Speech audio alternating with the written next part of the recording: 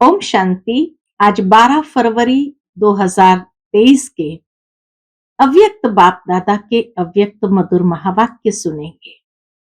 ये अव्यक्त मधुर महावाक्य अव्यक्त बाप दादा ने 16 दिसंबर 1993 को सुनाए थे, जिसमें आज विश्व स्नेही बाप दादा अपने सर्व स्नेही सहयोगी साथी बच्चों को देख रहे हैं। बाबा कहे, ये स्नेह नहीं तो ब्राह्मण जीवन में परिवर्तन लाया है। परंतु बाबा 3 प्रकार के स्नेही बच्चों को देख रहे हैं। पहले प्रकार के बच्चे जो स्नेह करने वाले हैं, दूसरे प्रकार के बच्चे जो स्नेह निभाने वाले हैं, और तीसरे प्रकार के बच्चे जो स्नेह में सदा समाये हुए हैं।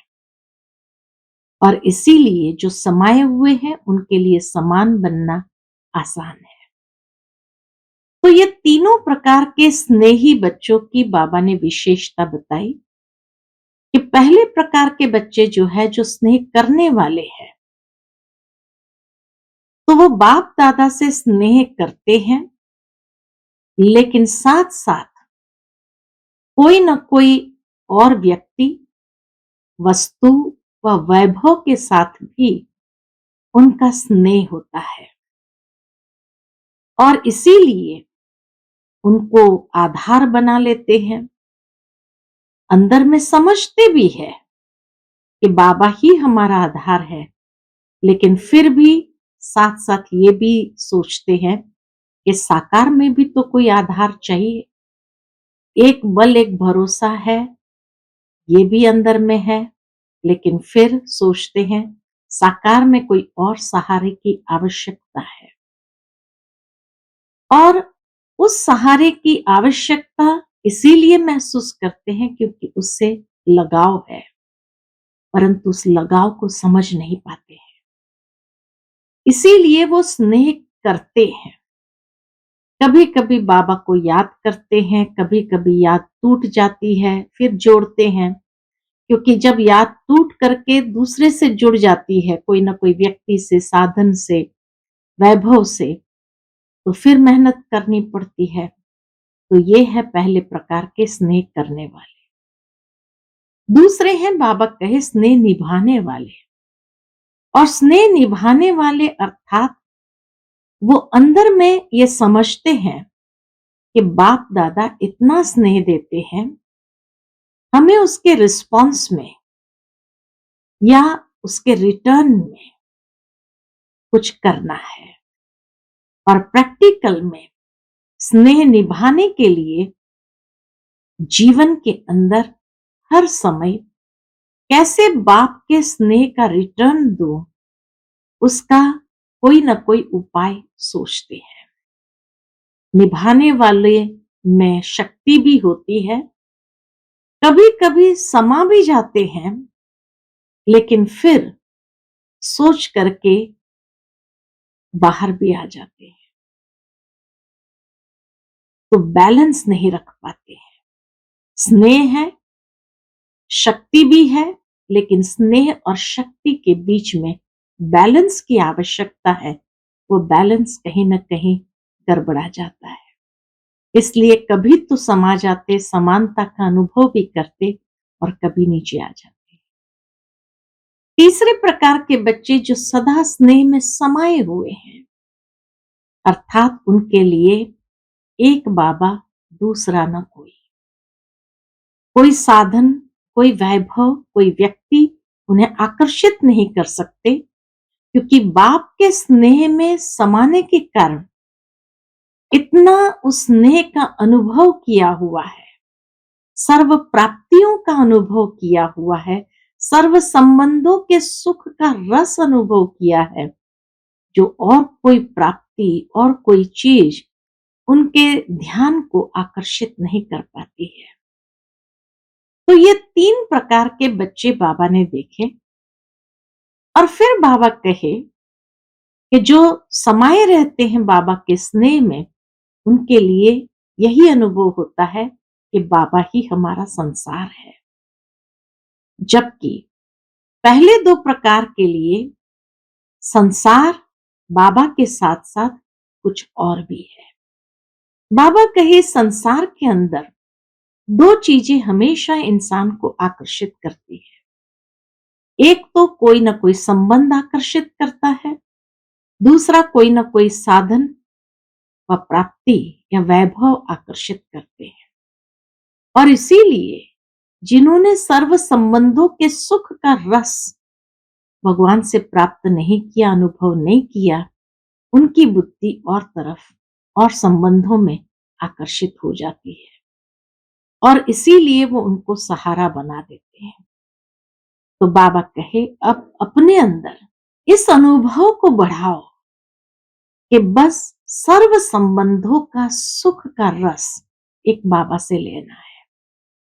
लेकिन उसमें बाबा को एक हंसी की बात याद आती है कि जब बाबा देखते हैं कि कई बच्चे अंदर में ये समझते भी है, एक बाबा ही संसार है हमारा, एक बाबा से ही सर्व संबंध है हमारा, रिपीट भी करते हैं, लेकिन ऐसे ही है जैसे कहा जाता है कि वो कहानी होती है कि तोते को कहा गया तोताराम नलके पर नहीं बैठना, और वो नलके पर बैठ करके ही बोल रहा है तोताराम नलके पर नहीं बैठना।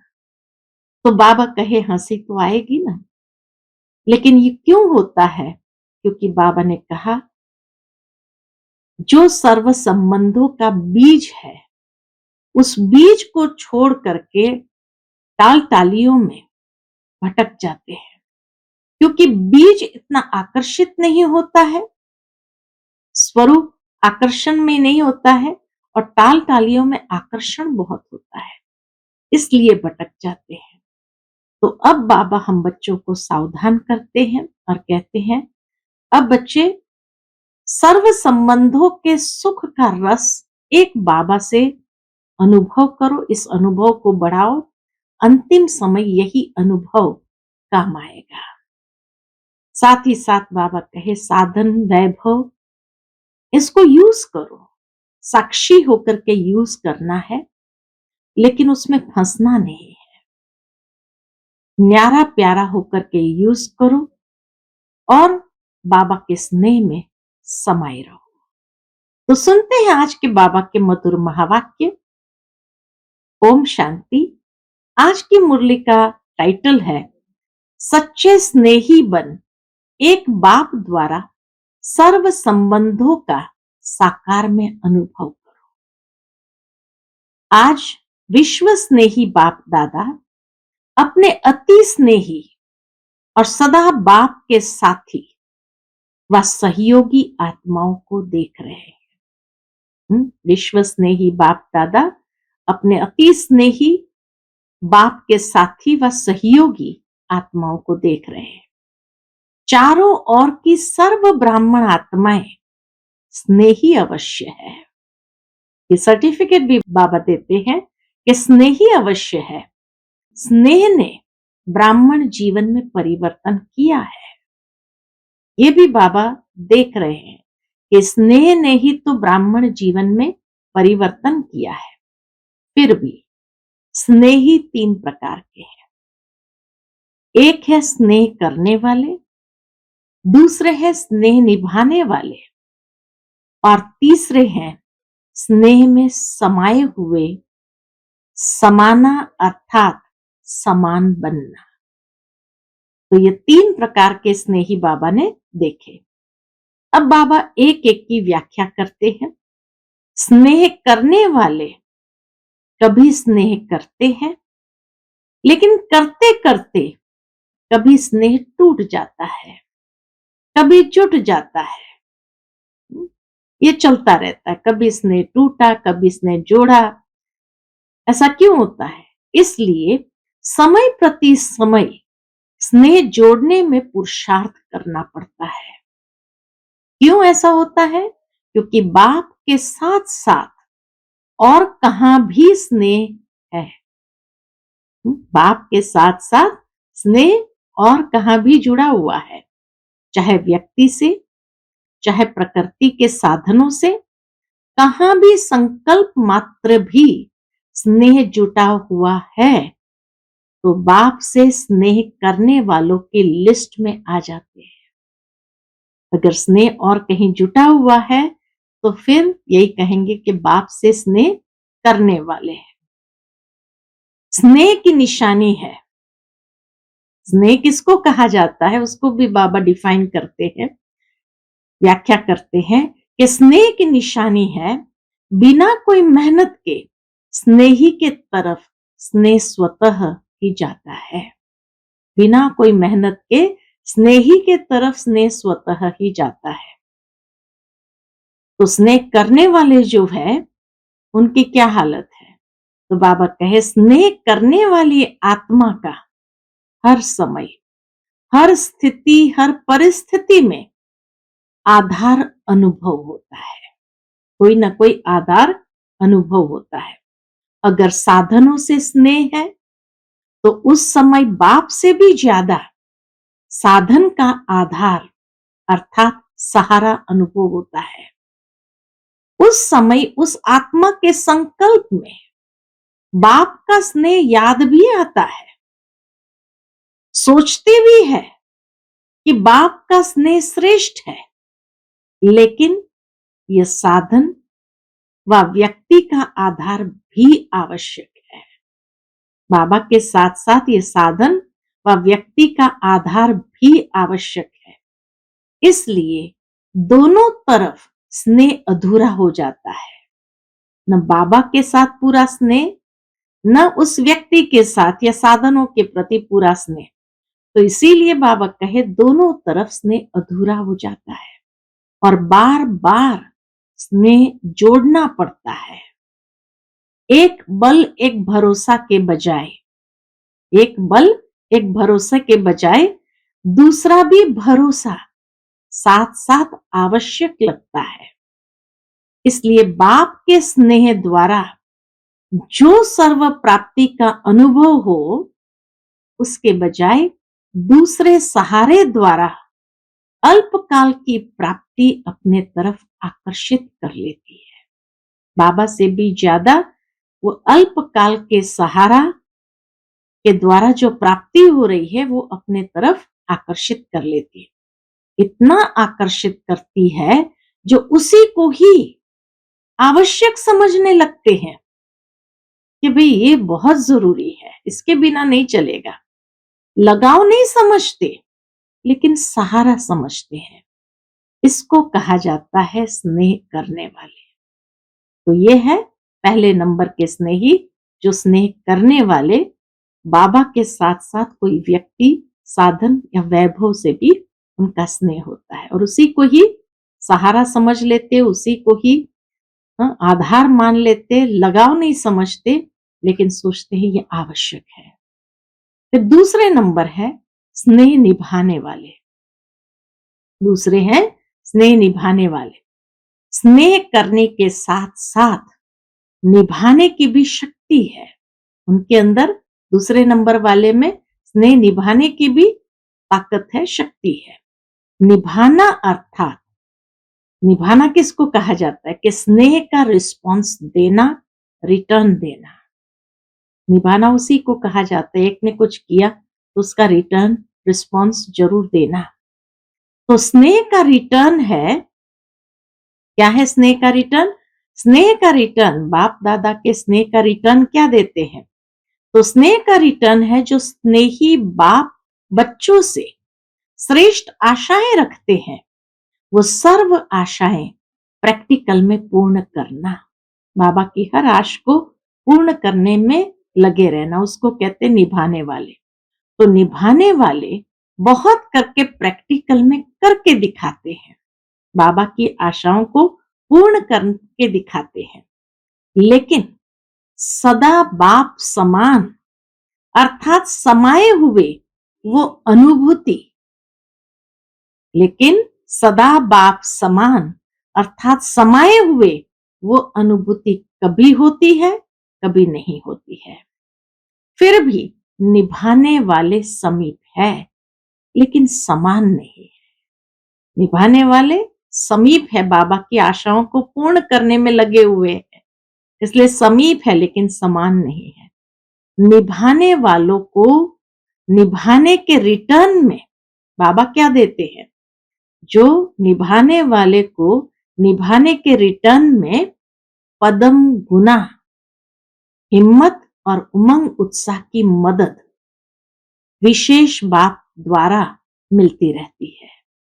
तो जो निभाते हैं, बाबा के स्नेह का रिटर्न देने में लगे हुए हैं, बाबा की आशाओं को पूर्ण करने में लगे हुए हैं, तो उनको निभाने के रिटर्न में बाप दादा से पदम गुना हिम्मत और उमंग उत्साह की मदद विशेष मिलती रहती है।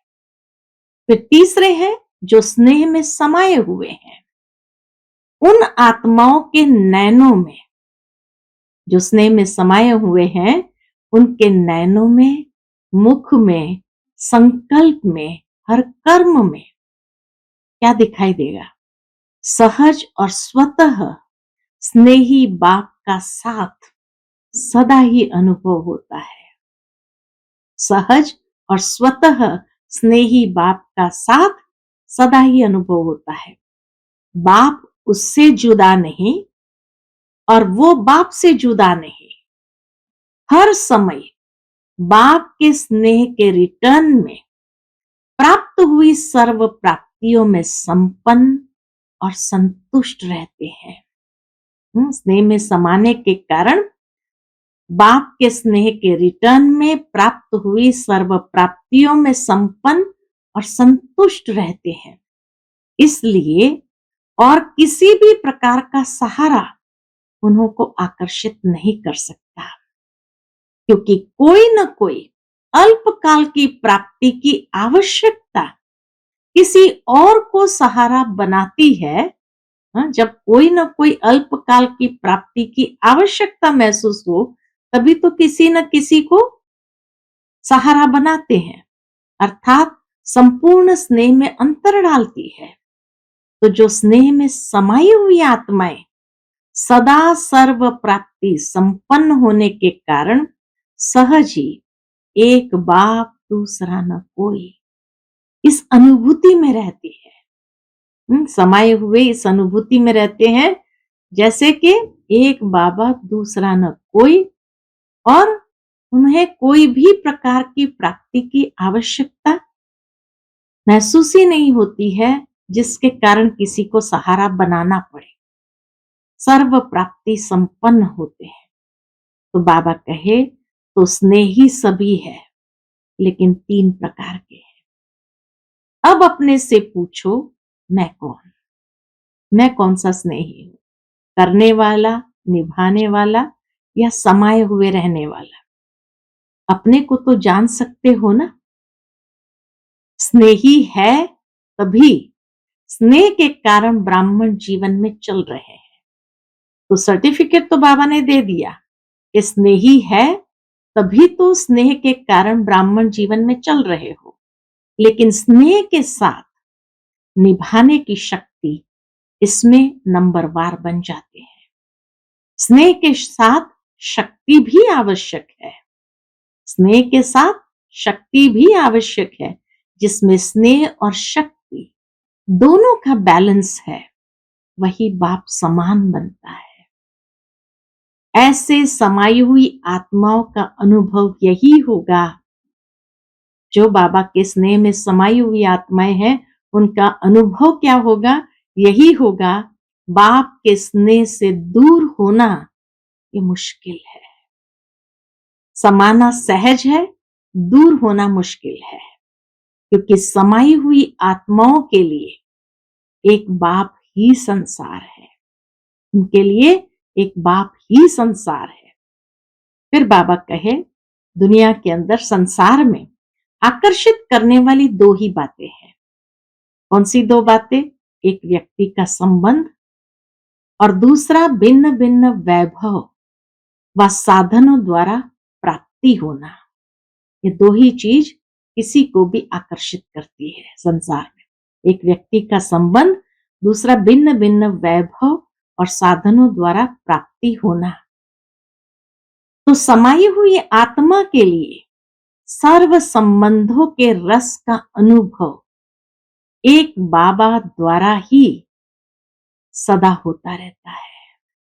बहुत सुंदर बात बाबा ने कहा कि जो समाई हुई आत्मा है वो सहज समाई हुई क्यों है? तो समाई हुई आत्मा के लिए सर्व संबंध के रस का अनुभव एक बाप द्वारा सदा ही होता है। सर्व संबंधों के रस का अनुभव करना, सर्व प्राप्तियों का आधार एक बाप है, न कि वैभव व साधन। वैभव व साधन रचना है और बाप रचता है। जिसका आधार रचता है उसको रचना द्वारा अल्पकाल के प्राप्ति का स्वप्न मात्र भी संकल्प नहीं हो सकता। ये रचना द्वारा मैं कुछ प्राप्ति करूं, ये स्वप्न मात्र भी नहीं हो सकता। बाप दादा को कभी कभी बच्चों की स्थिति को देख हंसी आती है। इस बात पर हंसी आती है क्योंकि आश्चर्य तो कह नहीं सकते, फुल स्टॉप है, इसीलिए बाबा को हंसी आती है।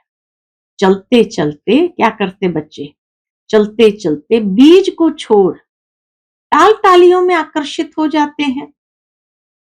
कई आत्मा को आधार बना लेते हैं। टाल टालियों में आकर्षित होना माना कोई ना कोई आत्मा को आधार बना लेते हैं, कोई साधनों का आधार बना लेते हैं।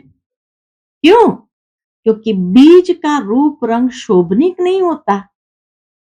बीज का रूप रंग शोभनीक नहीं होता और टाल टालियों का रूप रंग बड़ा शोभनीक होता है, इसलिए उसके तरफ आकर्षित हो जाते हैं और बीज को छोड़ देते हैं। देहधारी के संबंध का आधार देहभान में सहज अनुभव होता है।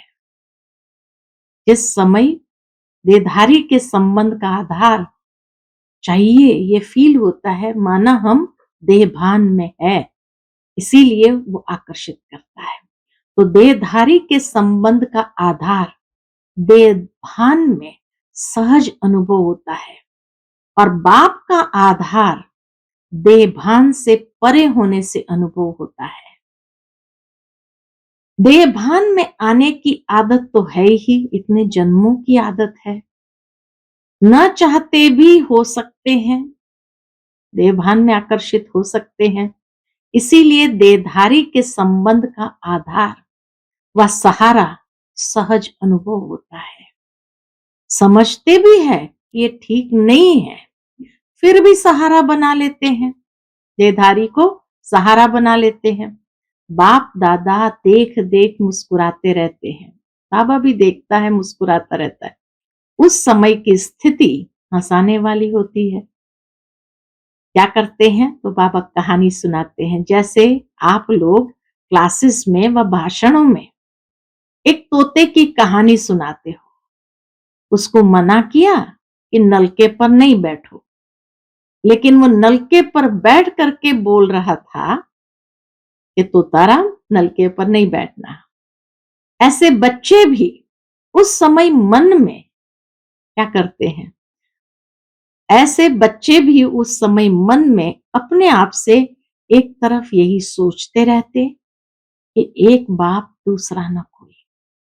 बार बार अपने आप से रिपीट भी करते रहते हैं, एक बाबा दूसरा न कोई। लेकिन साथ साथ फिर यह भी सोचते हैं कि स्थूल में तो सहारा चाहिए ना। तो उस समय हंसी आएगी ना, और उस समय फिर माया चांस ले लेती है। क्या करती है माया? फिर जैसे ही देखती है थोड़ा कमजोर पड़ा और मनुष्य सहारा की आवश्यकता महसूस कर रहा है, तो माया भी चांस लेती है, बुद्धि को ऐसा परिवर्तन करेगी जो झूठा सहारा ही सच्चा सहारा अनुभव होगा। जैसे आजकल झूठा सच्चे से भी अच्छा लगता है, झूठे हीरे सच्चे हीरे से भी ज्यादा अच्छा लगता है। ऐसे उस समय रॉन्ग राइट अनुभव होता है रॉन्ग लेकिन राइट अनुभव होता है। और वो रॉन्ग बात झूठा सहारा उसको पक्का करने के लिए व झूठ को सच्चा साबित करने के लिए, जैसे कोई भी कमजोर स्थान होता है तो उसको मजबूत करने के लिए पिलर्स लगाए जाते हैं, तो माया भी कमजोर संकल्प को मजबूत बनाने के लिए बहुत रॉयल पिलर्स लगाती है। माया भी क्या करती है, उस संकल्प को, कमजोर संकल्प को मजबूत करने के लिए और आधार लगा देती है, रॉयल पिलर्स लगाती है। क्या पिलर लगाती है माया भी? क्या पिलर लगाती है माया? यही संकल्प देती है कि ऐसा तो होता ही है, कई बड़े बड़े भी ऐसे ही करते हैं, ऐसे ही चलते हैं, या कहते अभी तो पुरुषार्थी ही है ना, अभी तो हम पुरुषार्थी ही है, संपूर्ण तो हुए नहीं है, तो जरूर अभी कोई ना कोई कमी रहेगी ना। सोचते क्या है, तो जरूर अभी कोई ना कोई कमी रहेगी ही, आगे चल संपूर्ण बन जाएंगे। ऐसे ऐसे व्यर्थ संकल्प रूपी पिलर्स कमजोरी को मजबूत कर देते हैं, तो ऐसे पिलर का आधार नहीं लेना। बाबा की श्रीमत है, ऐसे पिलर का आधार नहीं लेना। दूसरों को न देखना है कि ये तो होता ही है, हम संपूर्ण कहाँ बन, ये कमजोर आधार नहीं लेना। समय आने पर यह आर्टिफिशियल पिलर धोखा दे देते हैं। सर्व संबंधों का सहारा एक बाप सदा रहे, ये अनुभव कम करते हो। सर्व संबंधों का सहारा एक बाप सदा रहे, ये अनुभव कम करते हो। इस सर्व संबंध के अनुभव को बढ़ाओ। बाबा क्या कहते, इस सर्व संबंधों के अनुभव को बढ़ाओ। सर्व संबंधों की अनुभूति कम होने के कारण कहीं न कहीं अल्पकाल का संबंध जुट जाता है। स्थूल जीवन में भी स्थूल रूप का सहारा व हर परिस्थिति में स्थूल रूप का सहयोग देने वाला सहारा बाप है। ये अनुभव और बढ़ाओ। ऐसे नहीं कि बाप तो है ही सूक्ष्म में सहयोग देने वाला, निराकार है, आकार है, साकार तो है नहीं, इसलिए साकार की खोज में जाते हैं। तो साकार तो है नहीं, लेकिन हर संबंध को साकार रूप में अनुभव कर सकते हो। हर संबंध को बाबा कहे साकार रूप में अनुभव कर सकते हो, साकार स्वरूप में साथ का अनुभव कर सकते हो। ये नहीं समझो कि नहीं कर सकते हैं। इस अनुभूति को गहराई से समझो। बाबा से सर्व संबंधों की अनुभूति साकार में हो सकती है, तो इस अनुभूति को गहराई से समझो और स्वयं को इसमें मजबूत करो, तो व्यक्ति, वैभव व साधन अपने तरफ आकर्षित नहीं करेंगे। साधनों को निमित्त मात्र कार्य में लाना व साक्षी हो सेवा प्रति कार्य में लगाना, ऐसी अनुभूति को बढ़ाओ। सहारा नहीं बनाओ, निमित्त मात्र हो, यूज करो। इसको कहा जाता है स्नेह में समाई हुई समान आत्मा। तो अपने से सोचना, बाबा कहे अपने से सोचना कि मैं कौन, समझा? अच्छा, सदा स्नेह में समाये हुए समान आत्माओं को, सदा एक बाप से सर्व संबंध का अनुभव करने वाली आत्माओं को, सदा एक बाप को आधार मूर्त सच्चा सहारा अनुभव करने वाली आत्माओं को, सदा सर्व प्राप्ति रचता बाप द्वारा, सदा सर्व प्राप्ति रचता बाप द्वारा अनुभव करने वाली आत्माओं को, सदा सहज स्वतः एक बल एक भरोसा अनुभव करने वाली सच्चे स्नेही आत्माओं को बाप दादा का याद प्यार और नमस्ते। हम सभी रूहानी बच्चों की रूहानी माता पिता बाप दादा को याद प्यार गुड मॉर्निंग और नमस्ते नमस्ते, शुक्रिया बाबा शुक्रिया। फिर बाप दादा की अव्यक्त मुलाकात दादियों के साथ है और बाबा उनसे पूछते हैं, सदा समाये हुए हैं या याद करने की मेहनत करनी पड़ती है? दादियों से बाबा पूछते हैं, समाये हुए हैं या याद करने की मेहनत करनी पड़ती है? सिवाय एक बाप के और कोई दिखाई नहीं देता। दादियों को तो बाप के सिवाय और कोई दिखाई नहीं देता। जब कहानियां सुनते हो तो हंसी आती है ना। कभी किसी की कहानी सुनते हैं, भाई फलाने को सहारा चाहिए था, फलाने का वहां लगाव हो गया, तो बाबा कहे ये कहानियां सुनते हो तो हंसी आती है ना। कहानी जब तक चलती है तब तक समझ में नहीं आता, और जब कहानी समाप्त होती है तो सोचते हैं ये क्या हुआ, मैं थी या और कोई था, ऐसे भी सोचते हैं।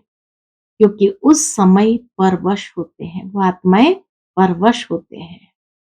तो परवश को अपना होश नहीं होता है। जब अपना होश आता है तो फिर आगे बढ़ने का जोश भी आता है।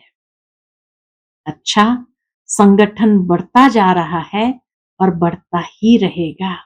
वरदान दे दिया बाबा ने, संगठन बढ़ता जा रहा है और बढ़ता ही रहेगा। और आप निमित्त आत्माएं ये सब खेल देख हर्षित होते रहते हो। सभी चल रहे हैं, कोई चल रहा है, कोई उड़ रहा है, और आप लोग क्या करते हो? बाबा दादियों से पूछते, कोई चल रहा है, कोई उड़ रहा है, और आप लोग क्या करते हो? उड़ते उड़ते साथ में औरों को भी उड़ा रहे हो, क्योंकि रहमदिल बाप के रहमदिल आत्माएं बन गए। तो रहम आता है ना, घृणा नहीं आती, लेकिन रहम आता है। और यह रहम ही दिल के प्यार का काम करता है। बाबा कहे, और यह रहम ही दिल के प्यार का काम करता है। अच्छा, जो भी चल रहा है अच्छे से अच्छा चल रहा है। अथक बन सेवा कर रहे हैं ना। निमित्त आत्माओं के अथकपन को देख सब में उमंग आता है। हाँ, दादियों को देख करके, उनके अथकपन की सेवाओं को देख करके सब में उमंग आता है ना। फिर बाप दादा की पर्सनल मुलाकात ग्रुप के साथ है। साधारणता को समाप्त कर विशेषता के संस्कार नेचुरल और नेचर बनाओ। साधारणता को समाप्त कर विशेषता के संस्कार नेचुरल और नेचर बनाओ। अपने को सदा संगम युग के रूहानी मौजों में रहने वाले अनुभव करते हो। मौजों में रहते हो व कभी मौज में, कभी मूंझते भी हो, या सदा मौज में रहते हैं? पूछते बाबा ग्रुप्स को कि मौज में रहते हो या कभी मौज में, कभी मूंझते भी हो, या सदा मौज में रहते हो? क्या हाल चाल है? कभी कोई ऐसी परिस्थिति आ जाए व ऐसी कोई परीक्षा आ जाए तो मूंझते हो? तो किसी ने कहा बाबा थोड़े टाइम के लिए। और उस थोड़े टाइम में अगर आपको काल आ जाए तो फिर क्या होगा? अकाले मृत्यु का तो समय है ना। तो थोड़ा समय भी अगर मौज के बजाय मूंझते हैं और उस समय अंतिम घड़ी हो जाए तो अंत मते सुगति क्या होगी? इसलिए सुनते रहते हो ना, क्या कहते बाबा, सदा एवर रेडी। इसलिए सदा एवर रेडी। एवर रेडी का मतलब क्या है? क्या हर घड़ी ऐसे एवर रेडी हो? कोई भी समस्या संपूर्ण बनने में विघ्न रूप नहीं बने। एवर रेडी किसको कहा जाता है? कि कोई भी समस्या संपूर्ण बनने में विघ्न रूप न बने। अंत अच्छी तो भविष्य आदि भी अच्छा होता है। अगर अंत अच्छी है तो भविष्य आदि भी अच्छा होता है। तो एवर रेडी का पाठ इसीलिए पढ़ाया जा रहा है। ऐसे नहीं सोचो कि थोड़ा समय होता है, लेकिन थोड़ा समय भी 1 सेकंड भी धोखा दे सकता है। वैसे सोचते हैं ज्यादा टाइम नहीं चलता, ऐसा 2-4 मिनट चलता है, लेकिन 1 सेकंड भी धोखा देने वाला हो सकता है। तो मिनट की तो बात ही नहीं सोचो, क्योंकि सबसे वैल्यूएबल आत्माएं हो, अमूल्य हो। बाबा एहसास दिलाता है कि सबसे वैल्यूएबल आत्माएं हो, अमूल्य हो। अमूल्य आत्माओं का कोई दुनिया वालों से मूल्य नहीं कर सकते। दुनिया वाले तो आप सबको साधारण समझेंगे, लेकिन आप साधारण नहीं हो, विशेष आत्माएं हो। विशेष आत्मा का अर्थ ही है जो भी कर्म करे, जो भी संकल्प करे, जो भी बोल बोले, वो हर बोल और हर संकल्प विशेष है, साधारण नहीं हो। समय भी साधारण रीति से नहीं जाए, हर सेकंड और हर संकल्प विशेष हो। इसको कहा जाता है विशेष आत्मा। तो विशेष करते करते साधारण नहीं हो जाए, ये चेक करो। कई ऐसे सोचते हैं, क्या सोचते हैं कि कोई गलती नहीं की, कोई पाप कर्म नहीं किया, कोई वाणी से भी ऐसा उल्टा सुल्टा शब्द नहीं बोला, लेकिन भविष्य और वर्तमान श्रेष्ठ बनाया। पूछते बाबा, भविष्य और वर्तमान को श्रेष्ठ बनाया, चलो उल्टा नहीं किया, नेगेटिव नहीं किया, व्यर्थ नहीं किया, पाप नहीं किया, लेकिन श्रेष्ठ बनाया। बुरा नहीं किया लेकिन अच्छा किया। सिर्फ ये नहीं चेक करो कि बुरा नहीं किया, लेकिन बुरे की जगह पर अच्छे से अच्छा किया या साधारण हो गया। तो ऐसे साधारणता नहीं हो, श्रेष्ठता हो। नुकसान नहीं हुआ लेकिन जमा हुआ, क्योंकि जमा का समय तो अभी है ना। अभी का जमा किया हुआ भविष्य अनेक जन्म खाते रहेंगे। तो जितना जमा होगा उतना ही खाएंगे ना। अगर कम जमा किया तो कम खाना पड़ेगा, अर्थात प्रारब्ध कम होगी। लेकिन लक्ष्य है श्रेष्ठ प्रारब्ध पाने का या साधारण भी हो जाए। हाँ? बाबा कहे लक्ष्य क्या है, श्रेष्ठ प्रारब्ध पाने का या साधारण भी हो जाए तो कोई हर्जा नहीं। स्वर्ग में तो आ ही जाएंगे, दुख तो होगा नहीं। सोचते ना कहीं स्वर्ग में तो आ ही जाएंगे, दुख तो होता नहीं, दुख तो वहां होगा नहीं, साधारण भी बने तो क्या हर्जा। हर्जा है या चलेगा। तो चेक करो कि हर सेकंड हर संकल्प विशेष हो। जैसे आधा कल्प के देह भान का अभ्यास नेचुरली न चाहते हुए भी चलता रहता है ना, देह अभिमान में आना नेचुरल हो गया है ना, ऐसे देही अभिमानी अवस्था नेचुरल और नेचर हो जाए। तो जो नेचर होती है वह स्वतः ही अपना काम करती है। सोचना नहीं पड़ता है, बनाना नहीं पड़ता है, करना नहीं पड़ता है, लेकिन स्वतः हो ही जाती है। तो ऐसे विशेषता के संस्कार नेचर बन जाए और हर एक के दिल से निकले। ऐसे नहीं कि मेरी नेचर यह है, मेरी नेचर यह है नहीं। हर एक के मुख से, मन से यही निकले कि मेरी नेचर है ही विशेष आत्मा के विशेषता की। तो ऐसे है या मेहनत करनी पड़ती है। जो नेचर होती है उसमें मेहनत नहीं होती। किसी की नेचर रमणीक है तो स्वतः ही रमणीकता चलती रहती है ना, उसको पता भी नहीं पड़ेगा कि मैंने क्या किया। कोई कहेगा तो भी कहेंगे कि मैं क्या करूं, मेरी नेचर है। तो विशेषता की भी ऐसी नेचर हो जाए, कोई पूछे आपकी नेचर क्या है, तो सबके दिल से निकले कि ये हमारी नेचर है ही विशेषता की। साधारण कर्म की समाप्ति हो गई, क्योंकि मरजीवा हो गए ना, तो साधारणता से मर गए, विशेषता में जी रहे हैं, माना नया जन्म हो गया। तो साधारणता पास्ट जन्म की नेचर है, अभी की नहीं, क्योंकि नया जन्म ले लिया। तो नए जन्म की नेचर विशेषता है, ऐसे अनुभव हो। तो अभी क्या करेंगे? साधारणता की समाप्ति, संकल्प में भी साधारणता नहीं।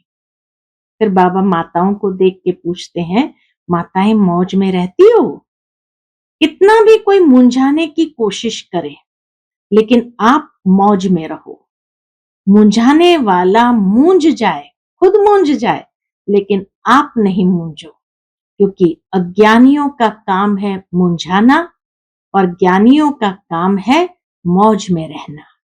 तो वो अपना काम करे और आप अपना काम करो। सदा मौज का अनुभव करो, तब तो फलक से कह सकेंगे, होंगे तब ही तो कह सकेंगे ना। जो होगा नहीं तो वह कह भी नहीं सकता। बाबा कहे जो होगा नहीं तो कह भी नहीं सकता।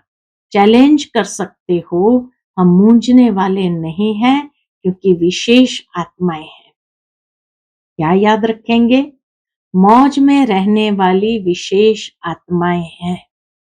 ऐसी हिम्मत वाले हो ना, हिम्मत वालों को मदद स्वतः ही मिलती है। अच्छा, आज का बाप दादा का मधुर वरदान हम बच्चों के प्रति है, सहज विधि द्वारा विधाता को अपना बनाने वाले सर्व भाग्य के खजानों से भरपूर भव।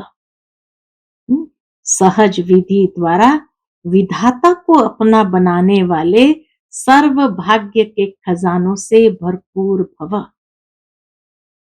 भाग्य विधाता को अपना बनाने की विधि है। क्या विधि है? बाप और दादा दोनों के साथ संबंध।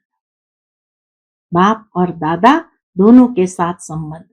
कई बच्चे कहते हैं हमारा तो डायरेक्ट निराकार से कनेक्शन है, साकार ने भी तो निराकार से पाया, हम भी उनसे सब कुछ पा लेंगे। लेकिन ये खंडित चाबी है, ये खंडित चाबी है। सिवाय ब्रह्मा कुमार कुमारी बनने के भाग्य बन नहीं सकता, भाग्य बन नहीं सकता। साकार के बिना सर्व भाग्य के भंडारे का मालिक बन नहीं सकते, क्योंकि भाग्य विधाता भाग्य बांटता ही है ब्रह्मा द्वारा। तो विधि को जानकर सर्व भाग्य के खजानों से भरपूर बनो, यह विधि। आज का स्लोगन है, स्वयं से, सेवा से, सर्व से संतुष्टता सर्टिफिकेट लो, तब सिद्धि स्वरूप बनेंगे। स्वयं से, सेवा से, सर्व से संतुष्टता सर्टिफिकेट लो, तब सिद्धि स्वरूप बनेंगे। अच्छा, ओम शांति।